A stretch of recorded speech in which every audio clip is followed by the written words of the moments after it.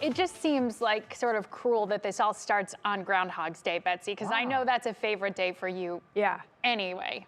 Yeah. There's been behind the scenes talk of sacrifice and whatnot to the weather gods, but we won't say what exactly would be sacrificed. I did not know it was Groundhog Day. It's not a good day to be a groundhog. Lock up Buckeye Chuck.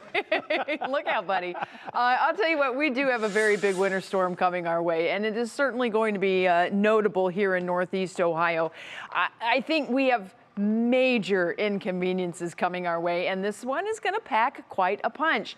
Cold front out to the west of us, that is a big key to this. That is going to be the driver for the rain to snow changeover, and you can see the rain that's already lining up ahead of that front. Now all that rain is coming in on a very big pull of moisture straight out of the Gulf of Mexico. Not to be outdone, there's a big shot of energy then that's going to come in and bring it all together. So we have the front first that's going to bring in that moisture, and then it's going to sit here. At the same time, that next shot of energy is going to come in and kind of lock us in to a snowy, yucky day on Thursday. Now you can see all this warm air that we have been dealing with through the day today. It precedes that cold front, and it's a good punch of cold air. By the end of the day, Thursday, we will be in the teens, which is why the rain and the melting side of things is actually starting to look a little bit dangerous. So the winter storm warning is now Lake Cuyahoga, Lorain, Erie, and Huron counties. We are expecting another tier of counties to be added to this, and there's a winter storm watch that also remains in effect. That's kind of the holding pattern till the National Weather Service really starts to roll out more of these winter storm warnings. So first it's the rain, and this will move in through the day tomorrow in your National Designer hour-by-hour forecast. Temperatures above freezing, not only at the surface, but also above the surface. So that's why it's all rain. As we go afternoon and then into the evening, that's when that changeover begins to take place. This is the cold front moving in. You can see the wind coming out of the north. That will drive in that cold air. It's a shallow layer of cold air at first, and that's why we have this layer here, this zone where we get some freezing rain at the very start, and then it changes to sleet.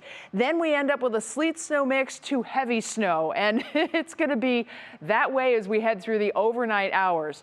Early Thursday morning, we may see it back off just a bit, but remember, we have that kicker, that extra shot of energy that's going to come in, and that will rev things up for Thursday afternoon, Thursday evening, into the overnight that we will still have snow. By Friday morning, it's out of here, but look what these temperatures do. We're down into the single digits. At least we get to see some sunshine, though. There's that. We do have the heavy snow potential out of all of this, and this snow is going to be heavy weight snow, a lot of water content. And underneath the snow that falls is that slush and that water from Wednesday's rain. So we have basically all of that freezing solid together. This is not going to be a good one for the snow throwers. So all snow for our lakeshore counties down to the I-71 corridor, even as far south as 71 and 277, 76 area. Then we get into this sleet and snow mix farther south, and then there's a little kiss of freezing rain and sleet and a little snow on top down in our far southern areas. It's going to add up, and remember, we're still dealing with some compaction because we've got the slush that's going to suck up some of that snow.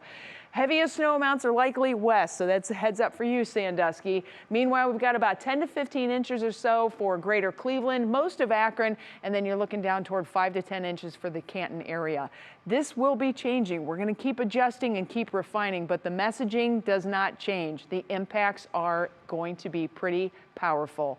Roads and air and school closings, all very high impact. I think we'll have tons of school closings Thursday, a whole lot on Friday, and look out, we may have some power outages too. Peyton, we do have some good news though as far as tonight and then later in the weekend. Yeah, you know, the time frame of Wednesday to Friday not looking like it's in our favor, but if you have to get out and do some final prep work ahead of this system moving into Northeast Ohio, that is going to be tonight. Whether that is just simply heading to the grocery store, filling up and topping off your gas tank, or maybe it's getting to a snow pile you have avoided for maybe a couple of weeks. This is the time to do so because temperatures this evening also in our favor. A messy few days ahead, but beyond just the mess, we're going to be dealing with a whole lot of Arctic air. So once again, your National Zymer hour-by-hour forecast. The rain starts to sweep on through tomorrow morning, and then a little mixing, and then just packing the punch is going to be the snow. And that is going to be the real kicker here on Thursday before this really starts to sweep on out of here for Friday. So yes, the snow will exit, but the cold air, that is exactly what filters in. And while we might see a little sunshine in your Union Home Mortgage extended forecast, it is not going to be here with us for at least the next couple of days. So 39 tomorrow, 27 for your Thursday, and gradually falling as that cold front makes its way a little bit farther towards us and makes itself a little bit farther known. 18 as a high for Friday, 21 on Saturday, and then back right around freezing for Sunday. But hey, Sarah, we're getting through it. We're getting through it together. We are. Thank you both.